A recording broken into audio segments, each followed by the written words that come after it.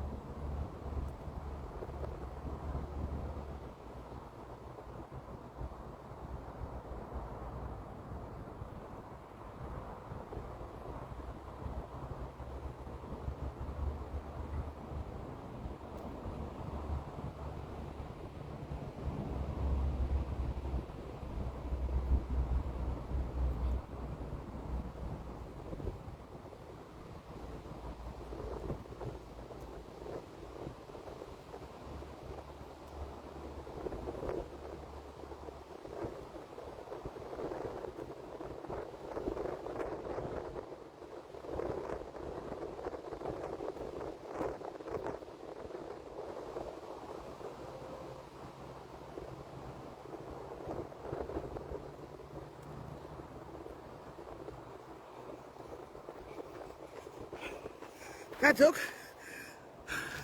Tadzoka, guys. Tadzoka, guys. Tadzoka. Aiwa, guys. Kamera ndosiyenda kaisa pasi zvinombomanya. Nombomanya todzoka. Tombozorora. Tosimudzira. Ah, guys. Aiwa. How many minutes, guys? Thank you, Zicha. How many minutes, guys? How many minutes? Pane munhu akatora samashuta saya, guys. Mashuta saya. Pane munhu akatosiya mashuta sebhora. Shuta sebhora, guys. Shuta sebhora. Pane munhu akatosiya mashuta sebhora. Guys. My minutes, 3 minutes. Again, 1 round. Thanks, Maggie. 3 minutes. Rekatipami. Right. Saka Maggie, because you know 2 minutes. 2 minutes. 2 minutes 45 seconds, right? Hey. Pastora mwana wangu anamada. Oh. Hey, wacha. Anmona. 2 minutes adva less than 3 minutes. Maggie, mira. Utangenda kumanya uverenge. 3 minutes I must do less than. If 30 round I must do less than. And right. Guys, that is ground that's what I'm going to know. Guys, that is what right. Right, and it one.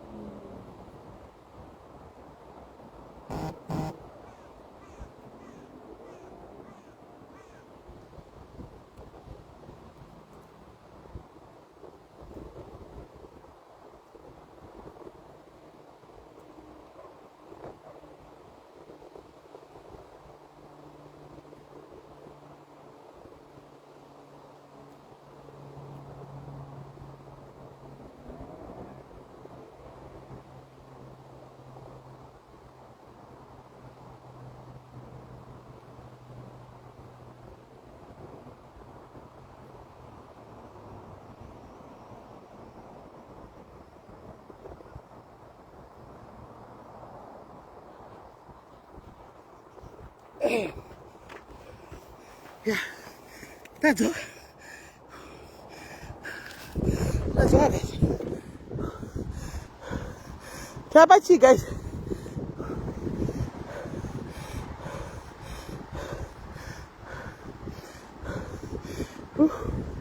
Guys, Tabachi. guys.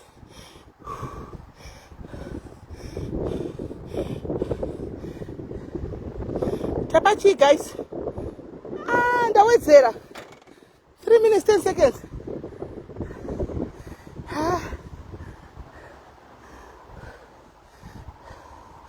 Guys, I don't know if I have a ground. I don't want someone to 3 rounds, guys.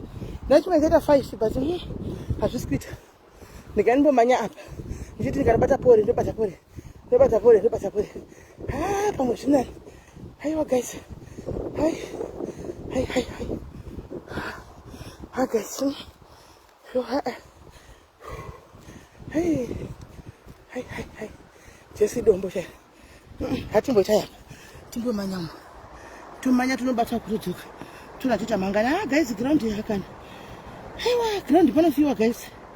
Hey. Ground baru you guys. Apa na banishi manya pantiri kwa chonditori kule. Nekumba. Tweta mangani guys. Tweta mangani 10 kato vataenda ndi. Kuti 1 2 3 4 5 6 7 8. 10 izobuda ere guys. 10 izogona kusabuda guys. Hanzi chiko wastani. Aiwa futa akorura ina ndidi. Tabuda first 8 yangu wiki. Get manya kuti 10. Guys.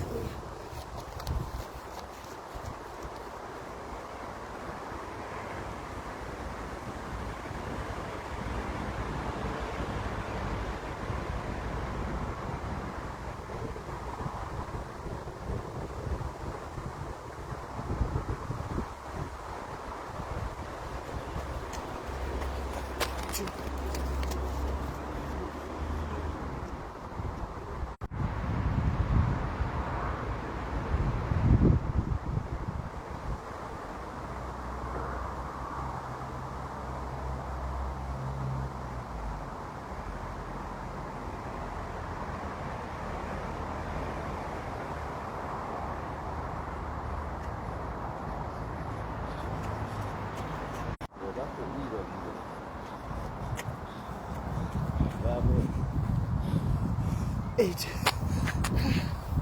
There's 2 over there. 8.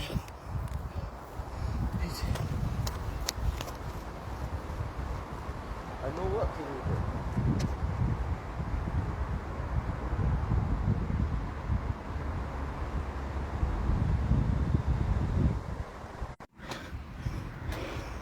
Guys, I think I need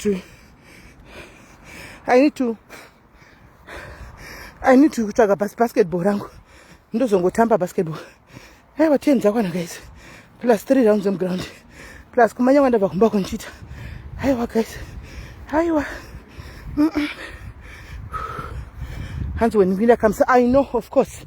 I know I won't be doing this. But it's summer, right? I can as well do it. So when it's winter, I'm skipping rope wangu. I skip more than kutomanya. Because skipping don't get samumba. Skipping rope and then I used to do 3,000 skips in 5 minutes. I used to do 3,000 skips in 5 minutes. It's just that past 7 months. I don't know chitanga iko chineche. Dino kwanza kuskipper. Pakari bashagari. But no, I'll be skipping. Yeah. Kana kuita aerobics mumba. And I think EOS winter actually sometimes it's just good kuti once in a week mu winter imomo uchitona ora umbude umanye. I think it makes sense. I think it makes sense guys. Mu winter imomo nombo buda ndo manya 1 do dai hazwe aiwa ibody kutokanganisa ini nangu chaiko ndikangojima 1 week ndiri fit zvokutodaro problem ndozoshaya kuti ndo pandoshaya zvinofamba sei guys, because inini ndenge nditori fit but ndinenge ndichisimba. Saka chimbotudzaiwo kuti zvinofamba sei guys, zvinofamba sei apa inini ndinenge ndiri fit. Ndinoziva kuti nditori fit but body iri kungo expand ichinda. Mukati haisiro body yangu here guys iyoyi.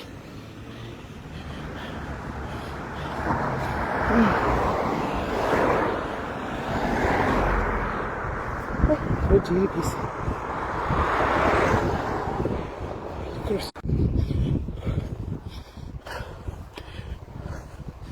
guys vanoita zvejimu tiudzeiwo mainstructors kuti zvinofamba sei kuti inini ndinenge ndiri fit asi ndichiwedzera kufuta zvorevei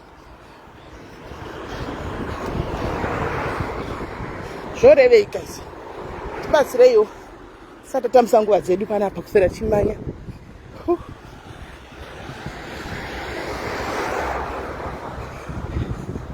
guys especially ma40s mazera edu atavaya ma40s ka auda kuti titombopota chimhanya because ukada kungorembudzika guys ka unorembudzika zvekudaro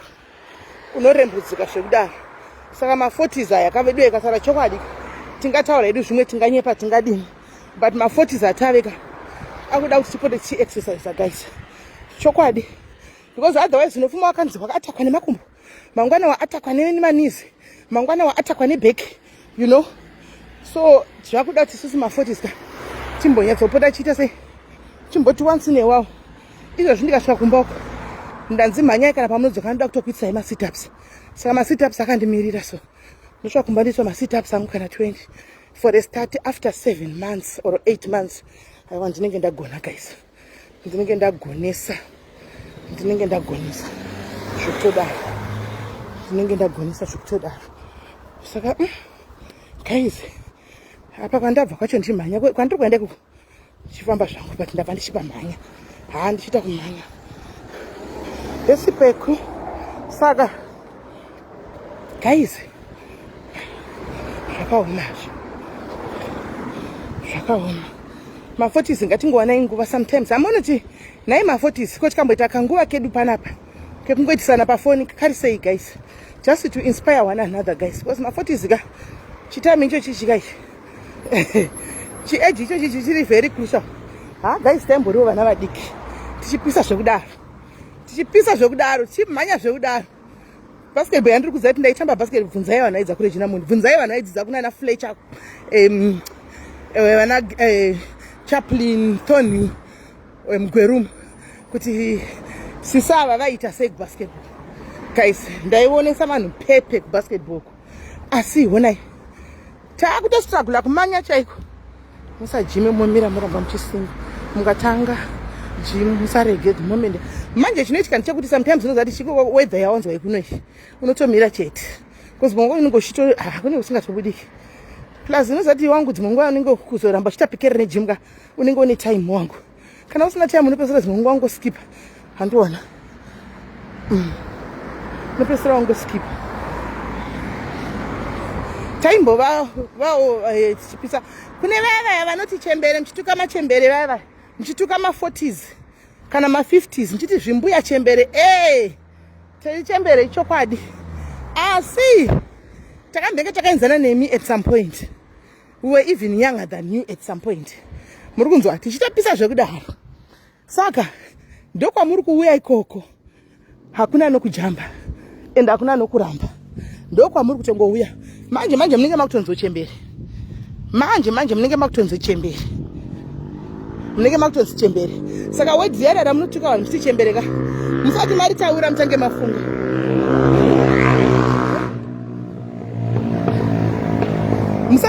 mutange mafunga kuti tiri kuudza kuti masichembera muri kuendepi hunge mukatosvika pamakore edu because isusu takadai soka we count it all joy and blessings kuti vakomana 40 chakadaro and I'm still fit and I'm still existing and I'm still alive.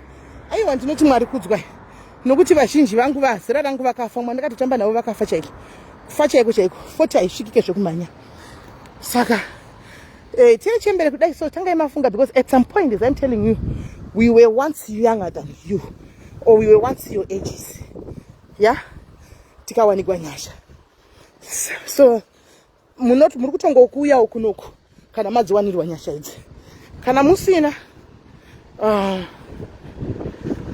zvotonesa hanzi me too actually how old are you hanzi na do inini asati ndave ne40 but ndakutonzwa makumbo ndari hanti mashona you see what I'm talking about utanga kutonzwa kuti makumbo angu manizi aya anenge akuita sei makumbo amene zvaakutoita body inotochinja machanges inotanga kutomanzwa ndambofambira kusaiduka but kuri kugadzikwa rodzika ndinde kusaiduka uchiko kuri kugadzikwapo hanzi 33 achagona kumhanya hayi wati maybe idoro Timebika so light rinodaro. Idoro riya, doro harisibo. Kana chimwa doro enda kujima. Enda kujima. Idoro riya rinokunza kuparadza.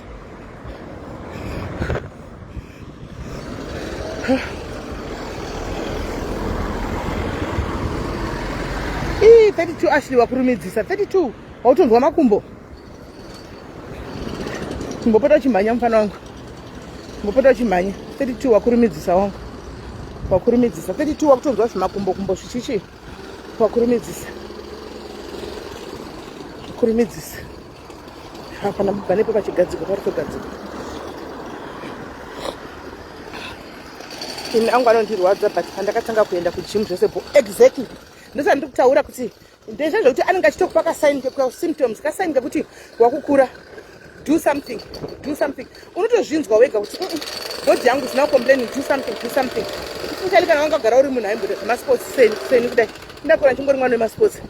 Ndakura futi ndaingoenda futi kugym. Ndazenge ndaregei baba. Saka munhu wese akambopinda muleba oro akaita abortion atoriwo magogo. Hanzi kana wakambopinda muleba wakamboita chero mwana wanjero yakabva chero wakasvodubura wakabvisa utori magogo. Ndichera fani vataura chiera vakuluma taura hako vatiri kuti vana ndevasati vavhurwa vasati vaziva chinhu ndovatiri kuti vana ivavo. Regai ndichifambire uko ndichikoza kuti vedu kachikataiti kandakapfeka denda ndiri kuAfrica ndawa nekutogwa mapikicha ndichisekwa ndichinzoonai nona ndipo unongoona kuti dzimwe nyika soka dzakakomboregwa. Kana ari kumbondicheuka guys kuti chibhurugwa icho chakazara nepenti kana ndikutongoita murodzimo kana ari kutombocheuka kuti kuti kukabhurukwa ako haufa hakuna. Hanzi ni 33 musana nema acha pa South Africa. Musana acha handifungi kuti inonzwa musana tatenja but acha inongokufutisa ine too fat. Hey guys, when I motor gold muri kuona remote gold yo guys gold inongofutisa chete when I motor gold yo guys mene ndikusumire motor gold mone motor gold maiona kama motor gold maiona kazini kama amna kuna chimanya oh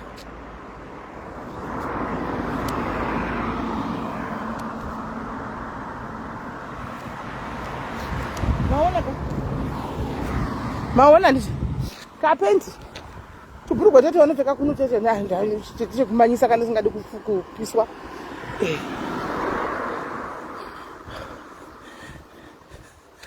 Vasakaziva kede chemberi. Yes. Period. Saka guys. Ndakutaridzai one person. Ndakutaridzai manje. Ndakutaridzai one right. Oh.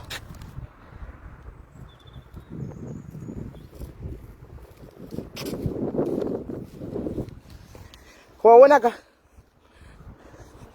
kuna nomboita basa newe kunuko kana shungu newe kana shungu vanga chitomainda their own business havane newe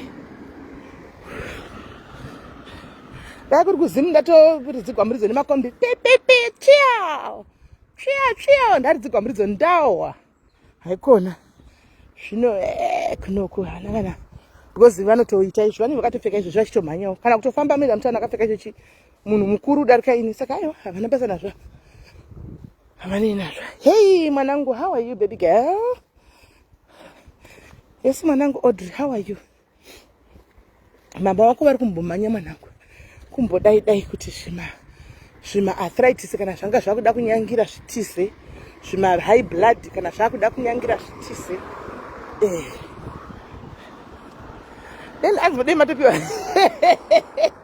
kudhara nendapiwa Zambia kuno kaona inawe havatombotori newe kuno ndakuti ndakumbalise handatoenda kumba yo ndoda kunoita kamaningi kiri masitups ndogona kuskipa kana 100 ndoda kudzokera mugame reskipping saka ndomboita kana 100 chaiwo hamene kuti ndichadhonza kusvika papi because guys ndawa kwazvo.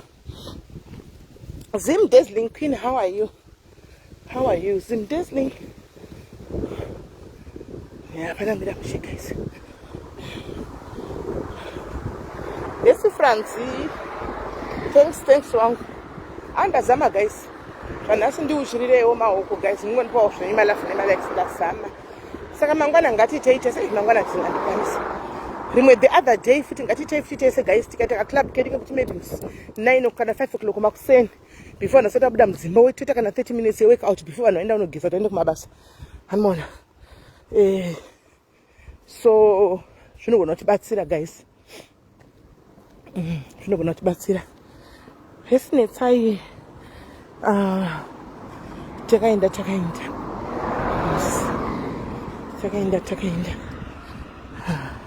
Yes, Titi, how are you, Titis? Oh. Right. Makona kanda vanti manya kandi shinda ground here. Hanzi 4 a.m. before kuzomukana 4 shaka hafu tinganye prana shamwa ugosesera the whole day shamwa ugosedzoko vata siku munafa kurara how many hours per day, because it's really important kafuti izvozvo. The hours to sleep per day is important. Munhu at least anfa kurara 7 to 8 hours per day. Yes, Lucy. First time in 7 months, 3 rounds, strong rounds plus kumanya kubva kuno kuenda ku plus 10 maleps basketball pitch. Saka ndasama 7 to 8 hours. Saka unoona tikamukana 4 ka. Hanzi now I've lost 40k. Hii tabonga dina ndirinewe. Munafa kupata 7 to 8 hours aniti. Saka takamukana 4. Andika uenda kubasa. Iwe tanga basa na 8 obviously mukana 4 chatorarika. Wozorara usiku wabva uchasafuna 8. Maybe wozorara kuma 9 10. Dzinenge dzichikwana ere 8 hours kana 7 hours. Hatizokwani because unozotambura futi. Saka we need to balance, guys. 5 is okay. Kwangorova 5 to 5:30. Andika vanachita gym yavo 5 to 5:30 vachita aerobics vari kumba. Then 5:30 vanotanga kugeza votogeza. Hanmona. Vanotanga kugeza votogeza. Guys, chega nimbokata manje nimbonoita ma sit ups. Ndozoita skipping chaita video zvangu chaita studio skipping. Nimbonoti first day tikudonza ngani. But skipping ndakuda kuita every day because it's easier even ukabva kubasa usiku. Ndongouya ndoti ndorova kana kuti 20 minutes dzangu kana 30 minutes skipping ndatoibo. Chiro ndikasamhanya ndongouya ndoita skipping ndatodonhedza mafuta zvapera. Unoona. Yeah. So I think yeah. Zvanhasi ndaita, guys. Saka tobatana time anti tozomboyedu palife tichitandara. Handiti katizodzoka palife tichitandara time timbotandara zvedu tichitaura nyaya nditika. So guys, ndokubatai time guys. Bless you and love you guys.